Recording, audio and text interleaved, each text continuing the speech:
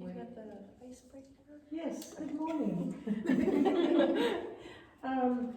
I thought that if you could think of the funnest summer you ever had as a child or as an adult. Just a little blip of what was the funnest one you ever had. I know, is that correct English? Probably not. Funnest. Most fun. The most Most fun. fun you The most had, or the fun. most memorable. Yeah. Give you 2 seconds to think what was it. Oh, I thought we were going that way.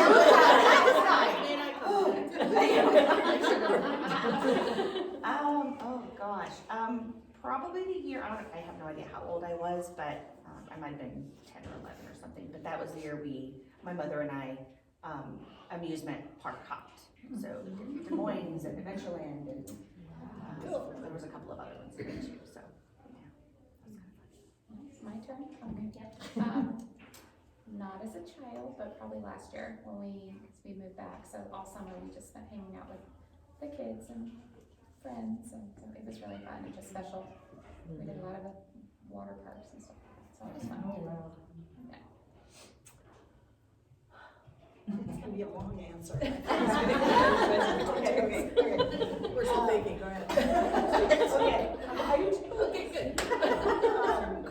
My family always in the summer, our summer vacations was visiting family. So my dad's family was in Missouri, my mom's family was in Kentucky, but we never went there because her sisters lived in Indiana and Michigan. So every summer we would go to Missouri, drive up, and that was our summers. Until one year we actually got to go to Kentucky. I was 12, and I loved seeing, just all the stories that I'd heard and stuff. So that was really, really fun. But I loved my summers at home with my kids. Those were the best. Just gardening, snapping beans together. We had a cow tank for a swimming pool, and I would get in it, and they would get in it. And I just loved it. It was fun.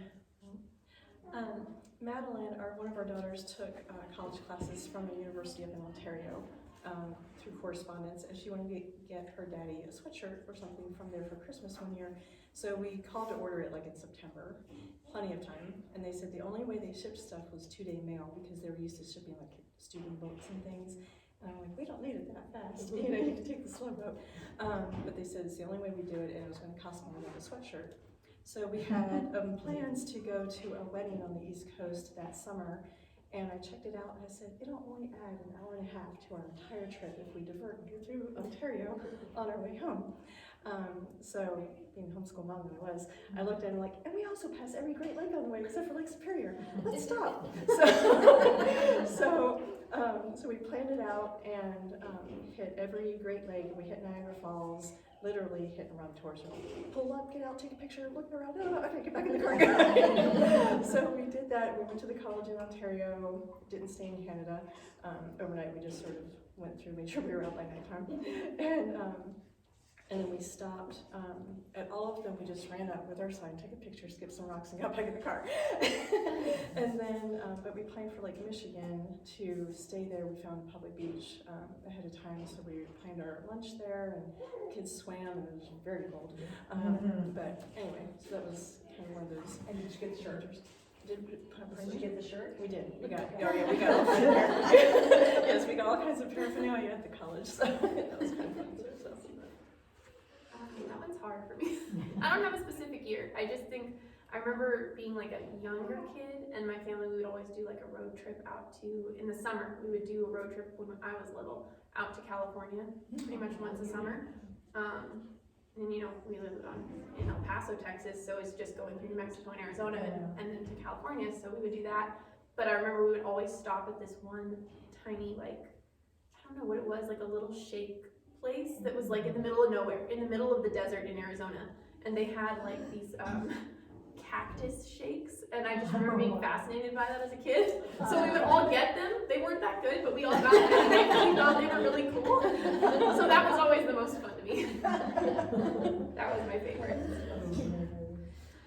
Yeah, I don't have a specific year either, because we took vacations every year when I was a kid, and I don't have one that I remember being spectacular, but probably it was a time of my life from when when I could really kind of start to remember things until I was in 3rd grade. So between that time, we lived in a house next to these neighbors, and we were really, really close friends with them.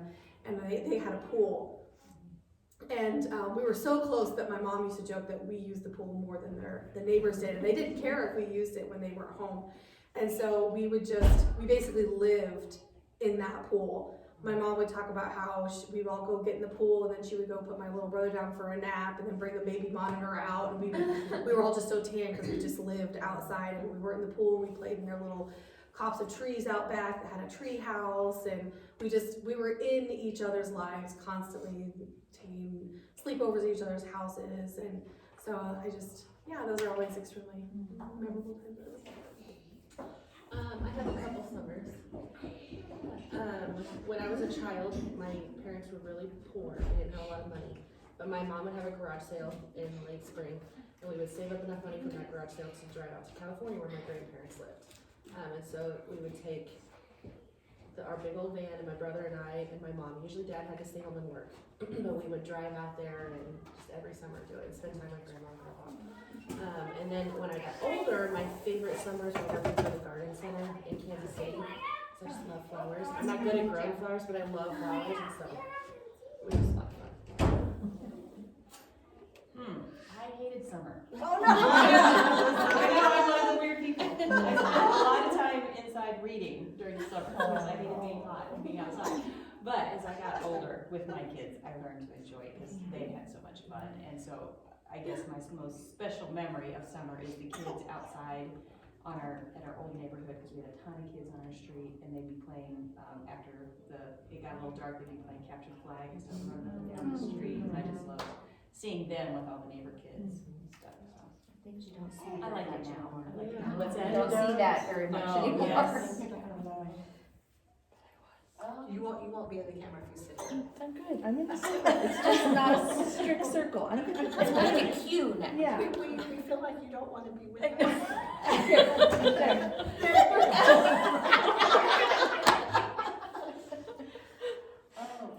My most memorable summer, not necessarily the most fun, the most memorable was technically the 2 summers that I was in jail at prison. When I first was a believer, and so I was inside a lot, reading my Bible, trying to learn about God and how to be a believer, because up until I was 21 I was an atheist, so it was just a lot of time spent with other people in jail and prison who helped me grow my faith and go into different Bible studies and little devotional groups that we had. I'm Lois, and I'm from Minnesota, and if you live in Minnesota, the only place you vacation is up north fishing. So that was always our vacation. I wasn't real fond of fishing. Still had fun. Mine is with my family and my kids, and every summer was just good because we would always vacation because we milked cows, and it was just good to get away from doing that. And we would have t-ball and little baseball games and county fair, and those are my memories with my family. We never went on vacation, but we lived outside because of the weather over there, so we were outside all the time. And I don't remember just playing outside, no shoes, just having a fun time. But my most memorable, of course, was with the kids in the summer. Loved it. But was the trip that Greg and I took to Maine. My husband's an Air Force guy, so it's like, okay, we'll stop there, and then we'll stop there, and then we'll sleep there. And I said to him, no, let's just get in the car and go. And of course he had, he's not the bad. He was just like, he couldn't handle it, he just couldn't handle it. I said, let's just try it. So we got in the car, and I mean, the first day was a little hard for him, like, where are we going to start? I said, just let's do it. We had the best time ever. We drove up through Vermont. We stopped and saw one of our foster kids we hadn't seen in 40 years, which was the highlight of the trip.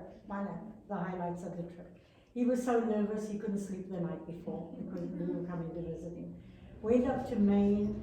If we saw a little town, we drove into it. We just did what we wanted to. And as we were coming back, we got the bad news that his nephew had killed himself and killed 2 other people.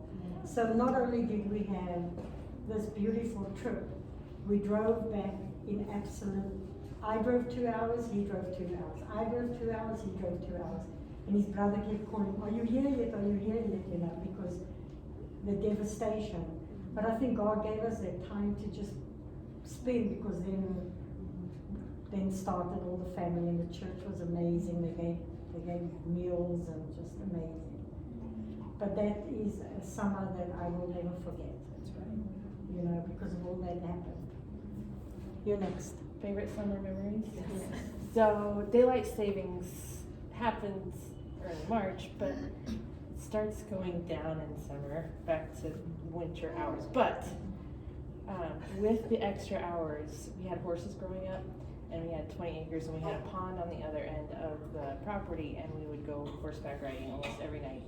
And that was, I loved summer because we got to stay up late and be out and ride together as a family, and we would sing trail songs and wear cowboy outfits and put on our spurs on our little ponies that walked like this. But we thought we were pretty cool. Wild West. That's awesome. Okay. No, I was like, why? She's trying to make you more nervous. I know. I can edit all this out. Okay. Yes. Anyway, excuse me if I sneeze. This allergies have been popping up since yesterday. I'm just like, do I need to be outside or inside? Which is the people? Okay. So, anyway, so we're gonna pray first. If anything good comes out of this today, it's God. So, it's been a month or so for me, and just sitting down to do this was just overwhelming to think about. So it wasn't all done as early as I would have liked to have done it. So anyway, hopefully the Lord got through us yesterday more than I do. So so bear with me on this, but let's pray. Heavenly Father, we thank you for the memories that we have, Father, the ones that have lifted us up, the ones that have drawn us to you, the ones that drew our families together. And God, we thank you that you are in those, and you're in the hard places too. Father, as we consider this coming summer and the time with our families, and even when the new school year starts, this one's not even over yet, so I'm sorry for mentioning too soon for some people, but Father, we thank you that you order our steps and you lead us in your ways. In Jesus' name, amen. All right, so in January when we had that panel, we had some requests, and one of the requests to talk about or hear about was busy at home, discerning between activities versus family downtime. So that's what we're going to talk about today. So first, I'm going to look at okay. I'm trying to be rude. No, not at all. Babies have to do what they have to do. So busy at home. So I looked at Proverbs 31 to look at specific examples, maybe of what some of those things are that we're busy at home with. I'll name some. If you think of other ones, throw them out there. Clothing the family, feeding and health, teaching, keeping house. That's from 1 Timothy 5. That includes things like maintaining, cleaning, organizing, ordering, beauty and delight. Teaching and training, if you have children. Planning, finances, supporting your husband. Good name for your family. Welcoming or hospitality. Being diligent, not lazy. Sharing with others in need. Industrious, displaying wisdom and kindness. Not being idle. Peace, love, affection for your family that is in your household. That could include if you have parents living with you and your children as well. Befriending your spouse and discipling. Any other? Yeah, so that lots of things, lots of things that we are busy at home doing, and we don't necessarily think there's a list like that, but if you went through your day, you would notice those are some of the things that we're busy doing. So many of these are practical things, just what's needed to be done to run a household. Many reflect God's character in our homes, things like orderliness, joy, that love, supporting one another, beauty and delight. And some of those things are testimonies to others, including to our own household. So some of these things are reiterated in Matthew chapter 6, where it talks about worrying about what clothes you're going to wear and what you're going to eat and such. But it ends with this in verses 33 and 34. It says, "Seek first his kingdom and his righteousness, and all these things will be added to you." So, with summer coming up, sometimes our schedules change quite a bit, whether it's because of your work schedule, maybe it's a seasonal thing, maybe you have children who are in school, just all different reasons. So in considering activities, there's some things that we can do to try to measure the worth, I guess. Do the activities have wisdom, or do they impart wisdom to us? We don't necessarily think about that when we're thinking about, should the kids be on the swim team, or should we go on this trip when my husband's off for a 3-day weekend? Let's see here. Does it promote a skill? Does it have eternal worth in some way, or even relate to our work at home? Sometimes at home we might be working on something, maybe God's working on a part of our character, and perhaps there's an activity that he wants to put you in that will help you grow in that area. Are you and your husband in agreement about the activity? So again, I'm kind of being wide in scope right now. We'll narrow it down here in a couple minutes. One of the things to consider is the fruit of the Spirit in our homes. So does this outside activity, does it promote the fruit of the Spirit at home too? Or does it, so I'll name off the fruit of the Spirit, love, joy, patience, peace, kindness, goodness, gentleness, faithfulness, and self-control. So does the activity promote these fruits? Or does it, and does it give opportunity to practice those fruits too? We can find ourselves in some activities that kind of help maybe us or help our children to practice self-control, to practice kindness, where it would be a little bit more difficult for them, or it's something that God's growing in them. Or does it cause family growth in these fruits? Does it cause that growth to be more evident?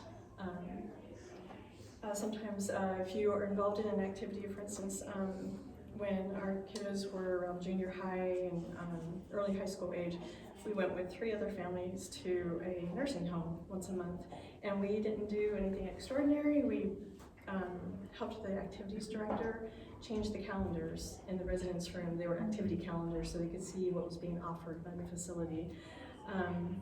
And then some of the kids that played piano, they'd sit in the middle and play piano, and people would wander by and they'd recognize a hymn or something and stop and sing with us. So those things, we were all military families, so we didn't have grandparents around, and so that promoted a growth in that relating with elderly people and people who are infirm, and that, so just those kinds of things. So one test for this is, if your husband did not take part, what is your manner as you and your children convey to him the activity of the day? So is everybody excited, or is everybody complaining? Like, so what'd you do with your day? Yes, we did this. And he's like, and then the fighting starts again at the table that took place earlier in the day too. Or is it, Dad, we did this, and this happened, and that happened. So that can be a test to just kind of take the temperature of the effect that activities are having on you and your family. Is it laced, and is that conveyance to your husband, is that is that reflecting the fruit of the Spirit having manifest. So there are other things that we can consider, like Philippians chapter 2, and all the one another's that Pastor Mike talks about from the scriptures. Do the activities promote and practice the one another's, loving one another, being patient with one another, bearing one another's burdens, and such, or does it upend those one another's and even cause us to neglect the one another's? One that I've had to watch out for over the years is that the activities that I arranged for my daytime didn't upend, like having supper at a decent time for my husband at the end of the day. And just because we were so busy, and that happens once in a while, but if it's a regular effect, probably not, probably just need to rearrange some choices there. But Philippians chapter 2 talks about looking out not only for your own interest, but each of you to the interest of others. Let's see here. So,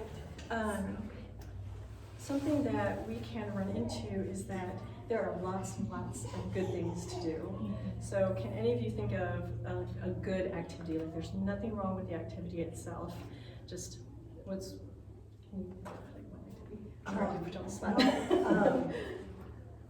My song group, we were called Preschoolers and Loving Mothers, went to Lincoln, is it Morrow Hall, to see the dinosaur? And that was really fun, free, and the kids loved it. We did it as a group. I wouldn't have done that on my own. That would have been too much for me to try to do that. So to do it with a group was really fun. Okay, so that's a good activity. There's nothing wrong with that activity. It was kind of fun to be enjoyed as a group, and the interactions. I will say that my husband was having an instant reaction. This was before he had his pump, and I left him at home, and he ended up having to go to the hospital by ambulance. But it was a great activity. Well, that actually makes my point. I did not plan that. So there are good activities, and there are best activities. So we do only have 24 hours in a day, and some of those should be sleep. So when you're choosing your good activities versus your best activities, what that helps you look at is really a lot of time management is really what that helps with, is discerning between good and best. Can anybody else think of a good activity? Nothing wrong with it, just something that I love taking my girls to the zoo. Okay. They have all the aquarium. Very good, very good. Going to the zoo. How frequently do you think you tend to do that?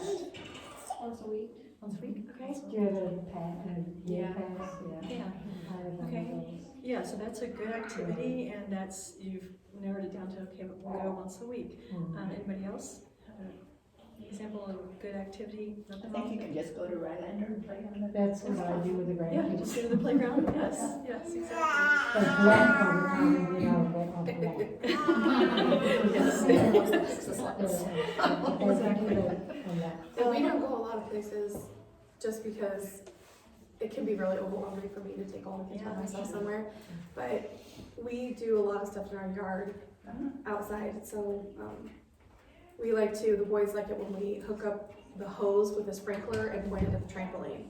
Oh, fun. And then we fill up a little baby pool for Evie, and so the boys can jump around on the sprinkler and the trampoline, and then Evie plays in the baby pool. We spend a lot of time doing that during the summer outside, because it's easier for me to do that in chunks of time, and then having to get everybody ready and leave the house and things.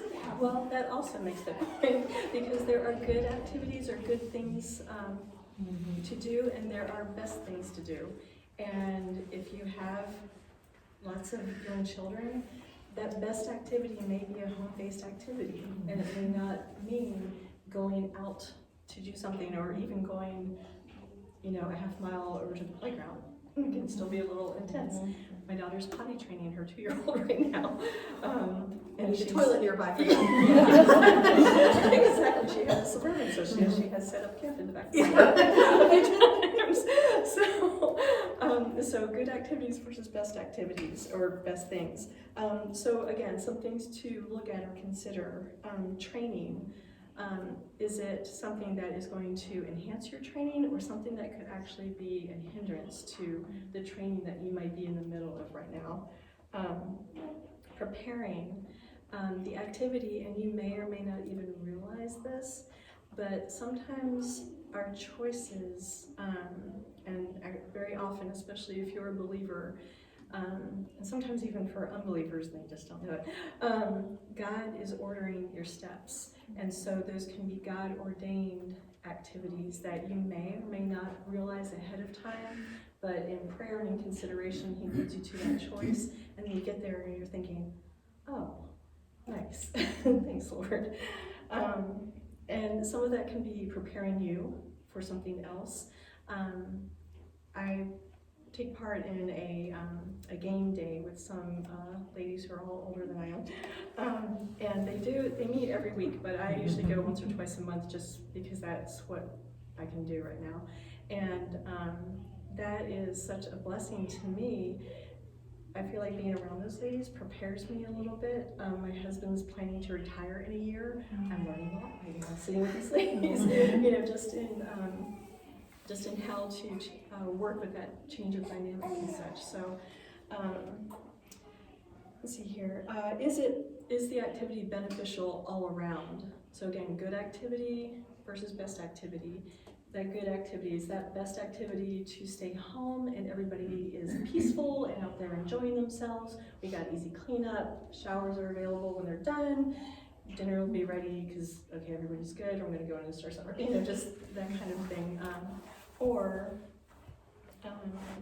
is it not benefiting, is it hindering a couple people in the family?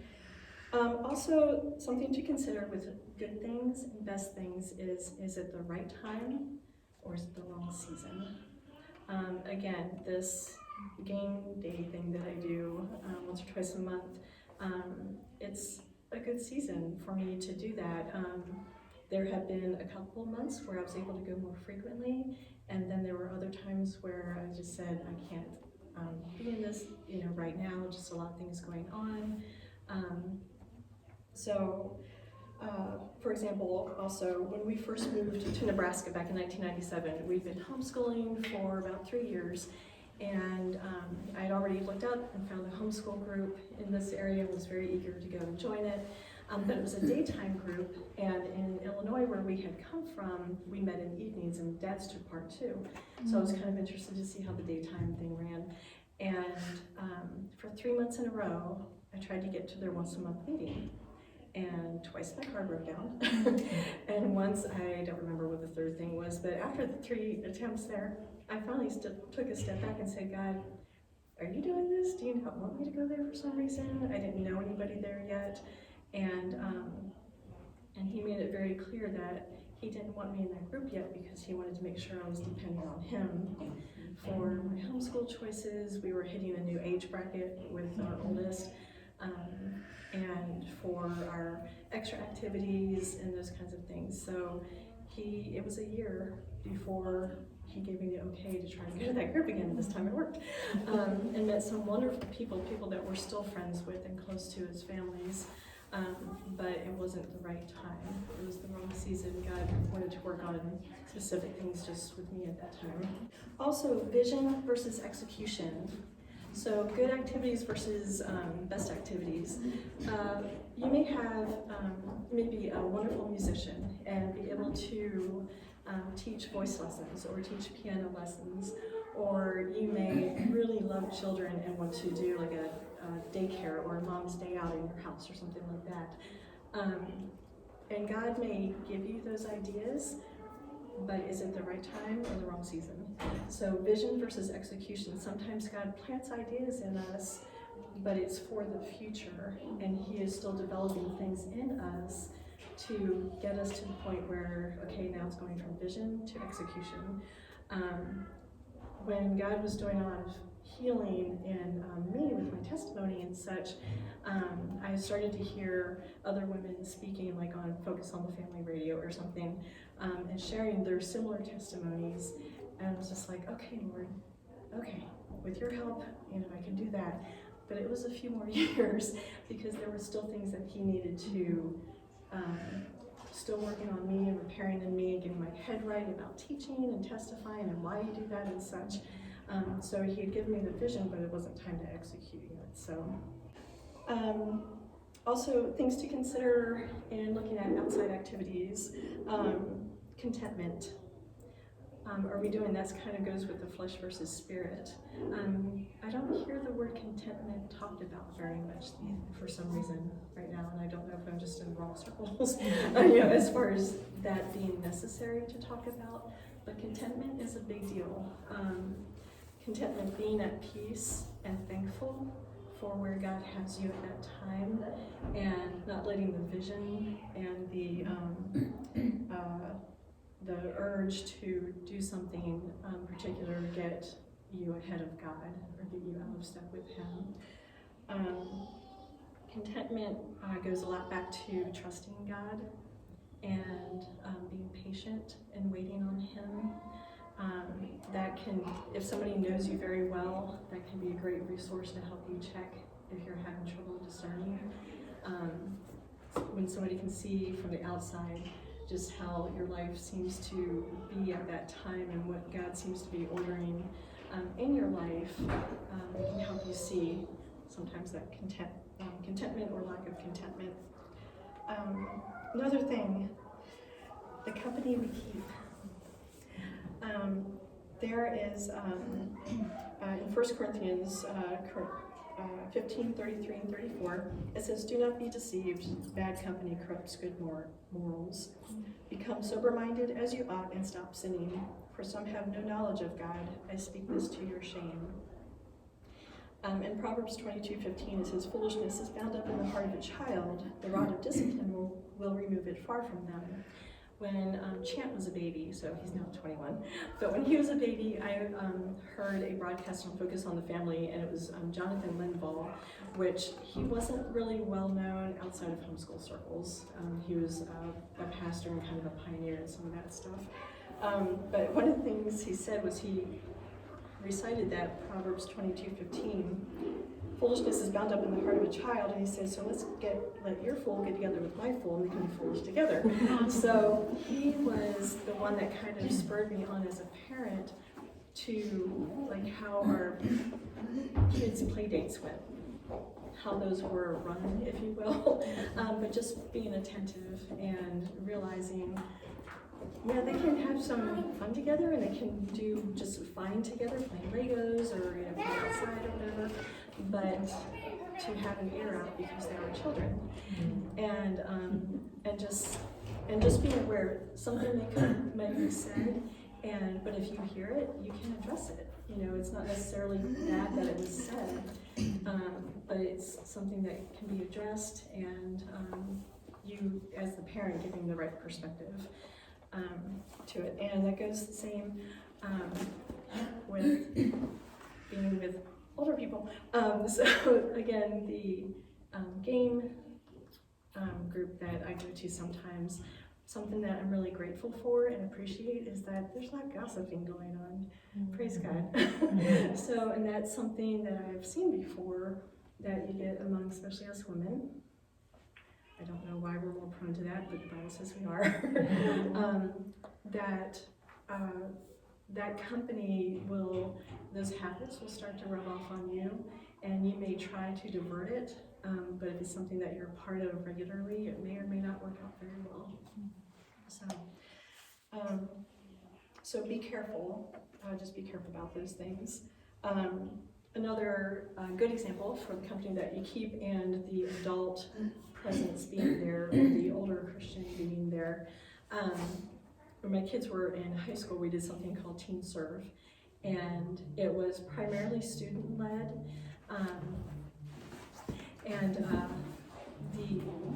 we had clients, and the leader of Teen Serve would get these calls for needs of help, whether it was yard work, cleaning somebody's house for them, or whatever it might be.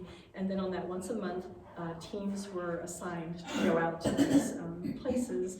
One of the teens on the team would be the team leader, and they were in charge of kind of the dynamic of the group and foreman, if you will, on the job. And then the adult, one of those parents, we were drivers.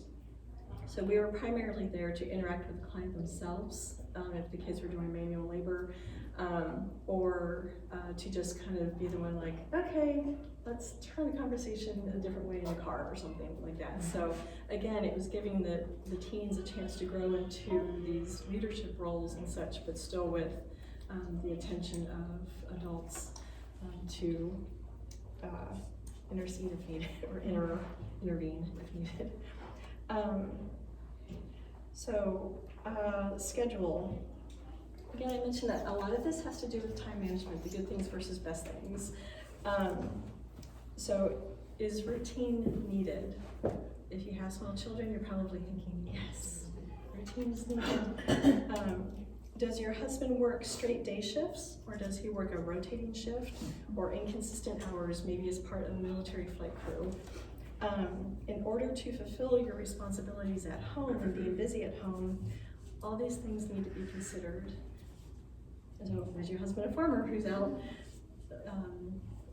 clearing the fields, at some point? So for example, my husband, when he was in the military, would be gone for 2 months at a time, typically.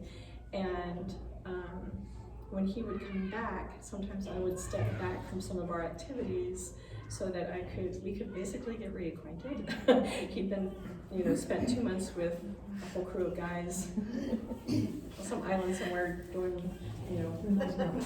flying airplanes and, swimming with sharks or something, I don't know. But, and so getting reacquainted and making that as a priority and stepping back from the extra things that kept the children going and kept me motivated while he was gone.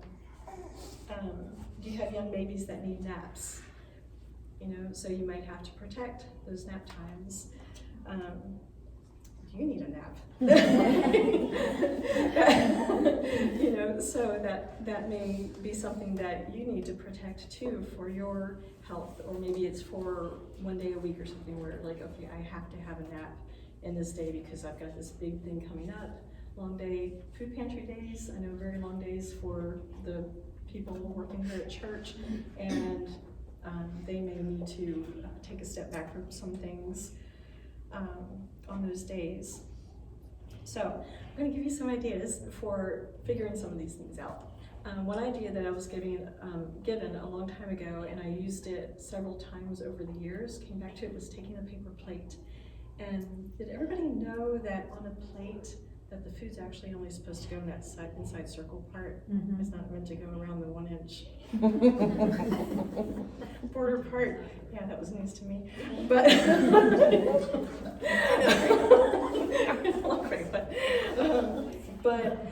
on that paper plate, just write down the things that you're considering. Maybe it's for the summertime, maybe it's for the upcoming school year. Maybe like my husband is getting ready to take some time off, so we are measuring out our fall. Okay, from July 4th through Christmas, these are the things that are going on. Can we do all of this, or do we need to say no to this, or rearrange this, or try to put some of these together, and so on. But write down the things on that, and then take it to the Lord.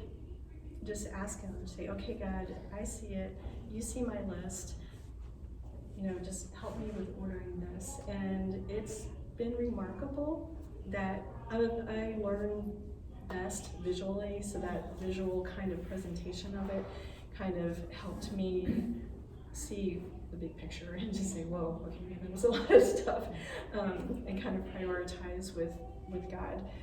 If you're more of an auditory and you're a think out loud person, you might find somebody who's just your sounding board. They don't even have to say anything or give suggestions, just be there for you to bounce those ideas off of, and you hear it out loud and say, what am I thinking?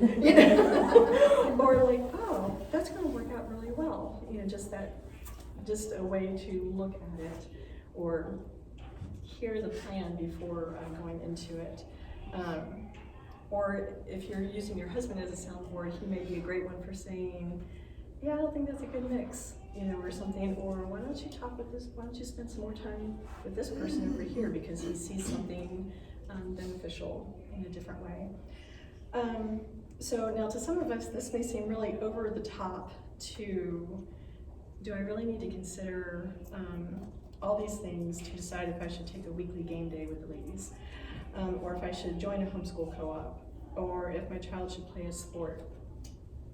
2 Peter 3 describes the coming day of the Lord, when Jesus returns to gather his own, and it describes how the earth will be burned up. And we've read, I guess is it a women's Bible study, where we were reading about it was Pastor Mike, sorry, Sunday sermon about our works being tested, and that some of them will burn up and some of them will make it through the fire. But in 2 Peter 3 verse 11, it says, "Since all these things are to be destroyed in this way, what sort of people ought you to be in holy conduct and godliness, looking for and hastening the day, or the coming day of God?" So, even though it would seem silly to an unbeliever maybe if we said, "Yeah, I'm praying about the swim team thing," or "Yeah, my husband's got some time off, so we're praying about what we should do with it." That may sound silly to somebody who's not following Jesus, but Jesus tells us that we need to be doing things, and that doesn't kick all sports out the window. It doesn't mean that you have to only be working at the church. It's a very wide scope, because God has his people doing all kinds of things, so that we're in all kinds of opportunities for influence, both on us and on those around us. So some applications. Serving the church family. When you have a husband or you have children, it can be really beneficial and really awesome to find a way to serve the church family together. I know there are a few teams. I loved it at one of the hymn sings where Fridge writes, the husbands and wives all got up and were all musicians and just did this. I don't remember what song it was, but it was so cool to see. I'm just like, look at all those couples out there. And I look at my husband, I'm just like, how could I not marry a musician? Okay. And he says, I enjoy music. Yes, you do. Okay, I enjoy music. But it was just really cool to see those couples ministering with their spouses. And there are other things. I see Evis and Greg with their hospitality thing. They both have a heart toward that, and they work together to make it happen. It is so cool to see. So I have high hopes for my husband. Poor Timmy. Okay. Poor guy. Yeah, okay. And if you have young children, you may be able to serve at the food pantry. Just handing cans to people when we get back to that manner of serving. Cleaning the church as a church family, or as a family. When our last three were home, that was something that we did. It was kind of a training ground for them and for me, because I had to learn to trust them to do good jobs that would be acceptable to the powers that be, and not have to oversee it all myself, because I couldn't, but four of us could. Also, another place to apply this is summer activities. Respecting sleep needs. We had a couple of summers where the kids just kind of slept and got up when they wanted to. Part of that was because we played baseball, and our older son was playing, so he was the last one to play on baseball nights, which meant their games were over at 11 o'clock at night. So the kids slept in, but after maybe one and a half summers, I realized, guys, we're burning daylight. We are losing so much time where everybody's fresher in the morning anyway. So unless it was a baseball night, we kept a schedule, during the summertime too. They didn't have to be at 7, but we were still, chores had to be done by a certain time. Everybody had to have breakfast by a certain time. There were routines that we set in place, and the whole day wasn't ordered out, but the important things were done and so on, and we kept bedtimes. I mean, they all slept a few hours, you know, as they got older. And we soon found out that we needed to send the older kids to the rooms anyway, because Dad and Mom needed the downtime together, even though they were allowed to stay up later too.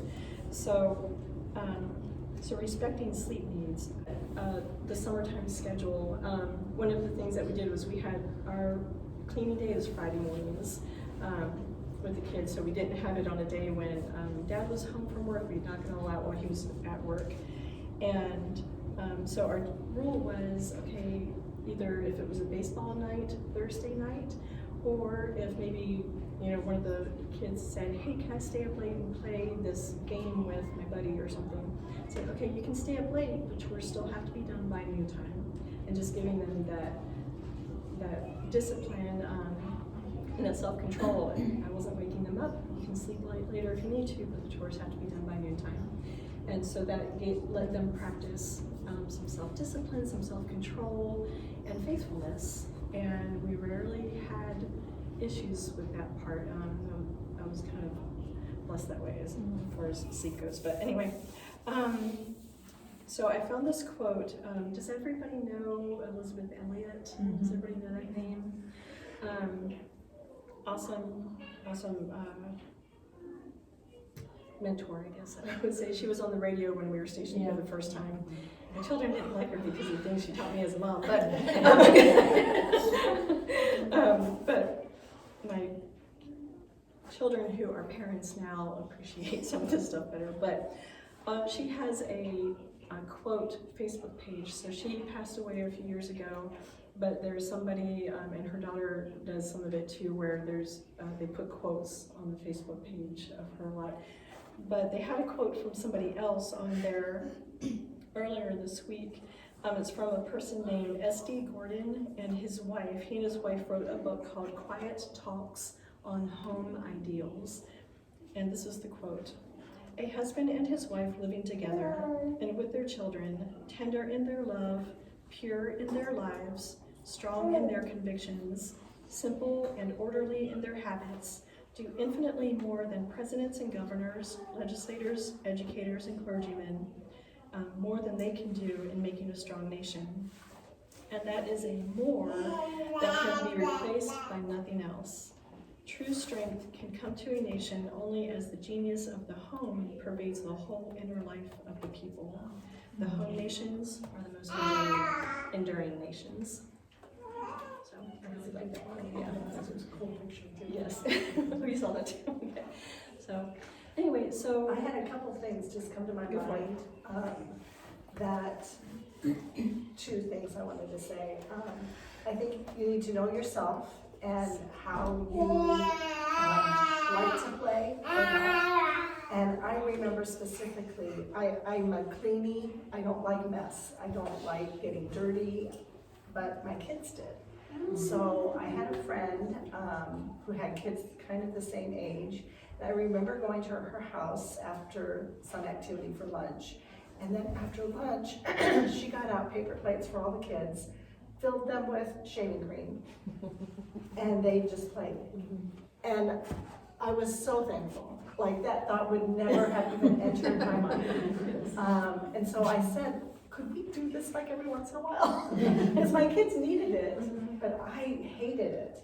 So if you know that kind of thing about yourself, find someone that you can maybe do those icky things together, because it is important. And I think it'll stretch you too. It will, yeah. It will. And they put food coloring in the shaving cream. It was crazy. Like, I would never have done that. But I think it's important. And like, even going to that museum, that would have been something I would never have done, because I would have been scared to drive there, scared to get in there, but they need that. So find somebody that you can do things with, which leads to my second thing. We have to be intentional. They do need play days where nothing's scheduled, and but maybe once a month or once a week, do something intentional over those summer weeks, because believe it or not, you don't have that many summers. They stop doing things with you before they're 18, truly. So, you know, some of you, if your child is around 10, you may have 3 summers left.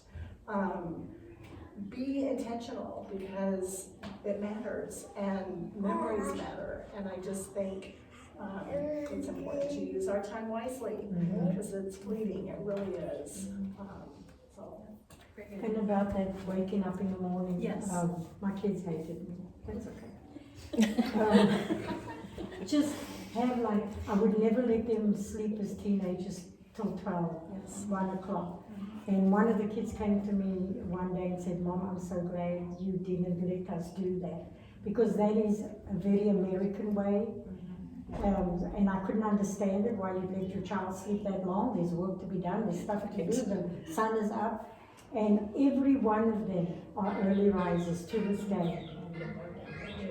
Yeah. Very good, and that's good too, because that can be training for them for jobs. For jobs. You know, everywhere you go right now, there are people hiring. And I'm thinking a lot of these are jobs that young people could be doing. All of my younger three, I guess, they worked in landscaping. They worked in landscaping during the summertime, and they had to be there before sunup. And they weren't home until sometimes close to sundown, and that was just because they're like, you know, we need to let you go so you can eat today. But if they had been in the habit of sleeping till noon and staying up till 3 a.m. or doing whatever, that would have been impossible for them, or really rude awakening for them, and maybe not motivated. That's what the workforce is having a lot of problems with, are these younger people. There's no structure in there, right? They don't know, okay, this is the time you get up, this is the time you work. And I hear it from the supervisors at Hy-Vee, that's what they're having problems with. On their phones and TV. On their phones and TV. So when they work, it's like something's missing here. And it's our responsibility as parents, or even as grandparents or mentors, to say, hey, you know. Yes, because God, that is one of those fruits of the Spirit manifesting, is that self-control, you know, and that faithfulness and such. So, anyway,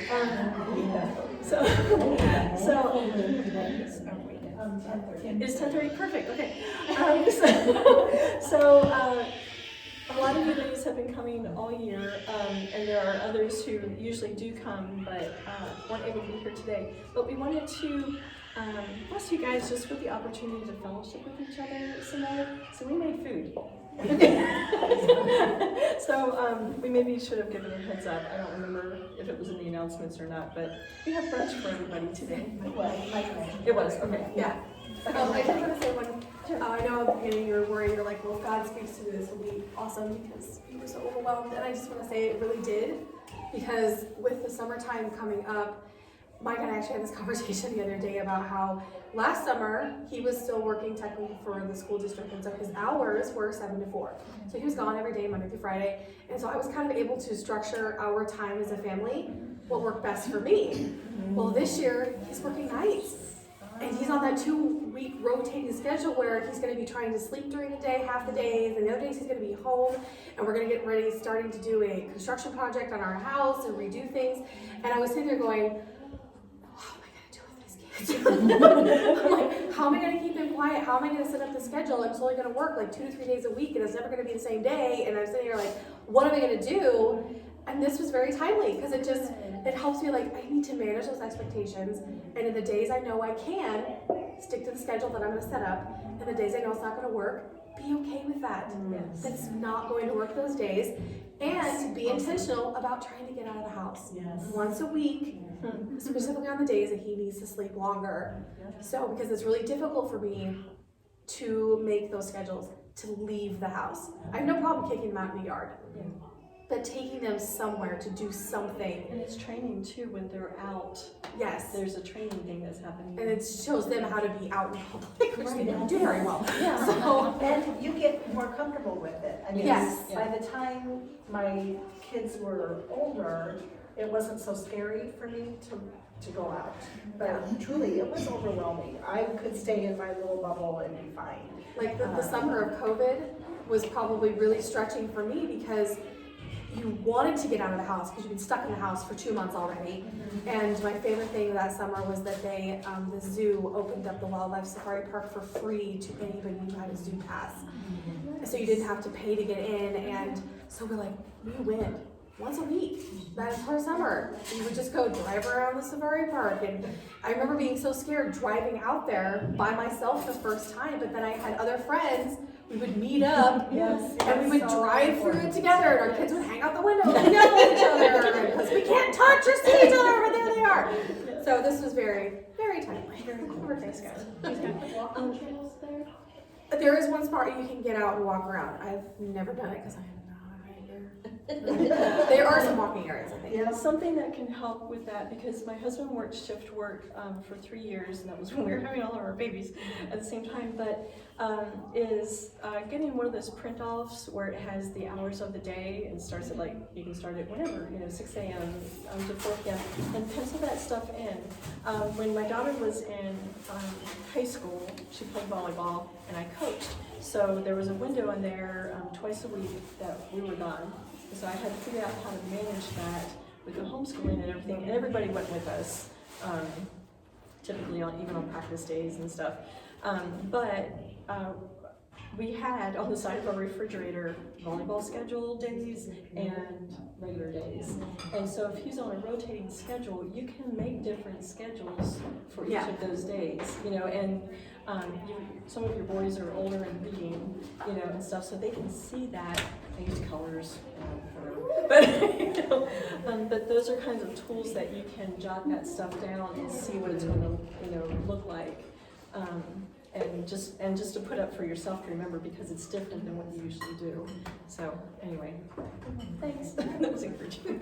So, all right, Suzette is going to pray over our meal and we're going to eat in fellowship. No craft today.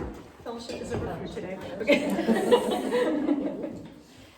Thank you, Father, for this day. Thank you for each one of the ladies that's here this morning. And I pray that you would be with us as we're going into our summers. Help us to be led by you in what we plan or don't plan, how we fill our days. I pray that you would, above all, help us to focus on you and to represent Jesus to our children every day. And I pray that you be with us as we fellowship together and we enjoy our food, that you would bless this time together in Jesus' name.